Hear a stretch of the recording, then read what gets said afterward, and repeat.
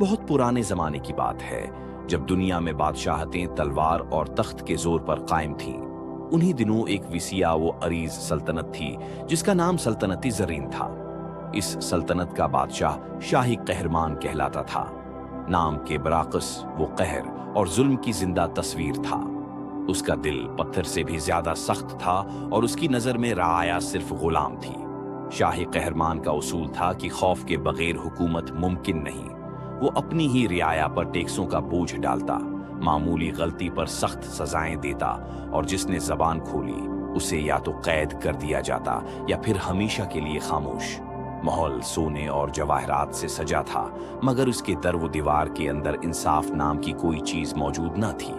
اسی سلطنت کے ایک سنسان گوشے میں شہر سے ذرا دور مٹی اور لکڑی سے بنی ایک بوسیدہ سی بستی تھی۔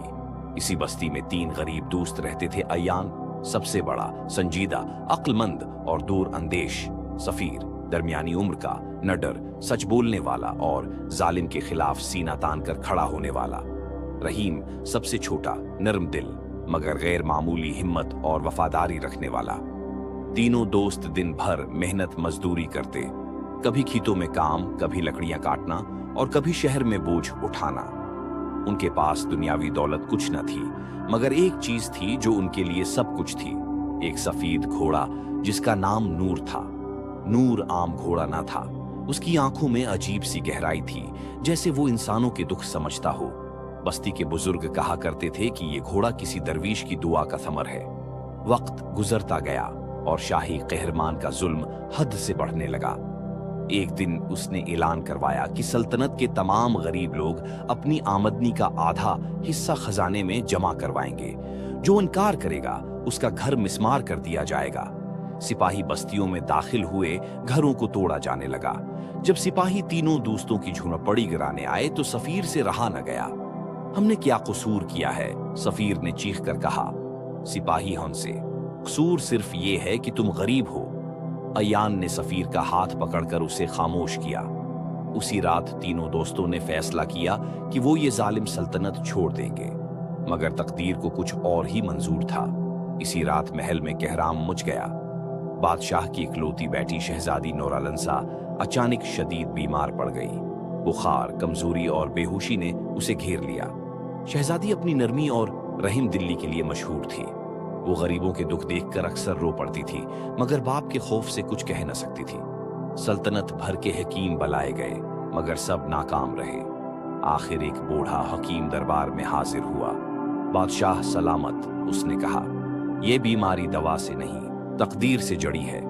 اس کا علاج صرف ایک چیز سے ممکن ہے، ایک خاص گھوڑے کی آنکھ کا آنسو۔ بادشاہ چونک پڑا۔ وہ گھوڑا 3 غریب دوستوں کے پاس ہے، حکیم نے کہا۔ دربار میں خاموشی چھا گئی۔ فوراً سپاہیوں کو حکم دیا گیا کہ ان تینوں کو گرفتار کر کے محل لایا جائے۔ جب تینوں دوست دربار میں پیش ہوئے تو بادشاہ نے غرور سے کہا، اگر تم نے میری بیٹی کو بچا لیا تو دولت، ورنہ موت۔ عیان نے ادب سے کہا، بادشاہ سلامت، نور کوئی چیز نہیں، جاندار ہے، اس کا آنسو زبردستی نہیں نکالا جا سکتا۔ بادشاہ غصے سے بولا، میں بادشاہ ہوں، سب کچھ ممکن ہے۔ گھوڑے کو محل کے صحن میں لایا گیا۔ سپاہیوں نے اسے ڈرانا، مارنا شروع کیا، مگر نور کی آنکھ سے آنسو نہ نکلا۔ یہ منظر دیکھ کر بیمار شہزادی کی آنکھوں سے خود آنسو بہنے لگے۔ ابا، اس نے کمزور آواز میں کہا، ظلم سے شفا نہیں ملتی۔ عیان نے کہا، محبت سے کوشش کی جائے۔ رحیم نے نور کے سر پر ہاتھ پھیرا، سفیر نے اس سے سرگوشی کی اور عیان نے دعا پڑھی۔ تب نور کی آنکھ سے ایک چمکتا ہوا آنسو گرا۔ وہ آنسو شہزادی کو پلایا گیا۔ کچھ ہی لمحوں میں اس کی سانس بحال ہونے لگی، بخار اتر گیا۔ بادشاہ پر سکتہ طاری ہو گیا۔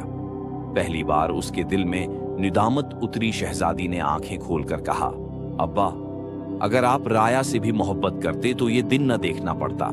بادشاہ نے اپنے ظلم سے توبہ کی، تینوں دوستوں کو آزاد کیا اور سلطنت میں انصاف کا اعلان کیا۔ تینوں دوست نور کے ساتھ خاموشی سے سلطنت چھوڑ گئے۔ کہتے ہیں، ظلم کا تخت ہمیشہ محبت کے ایک آنسو سے ٹوٹ جاتا ہے۔ یہ داستان ختم ہو جاتی ہے، مگر اس کا پیغام ہمیشہ زندہ رہتا ہے۔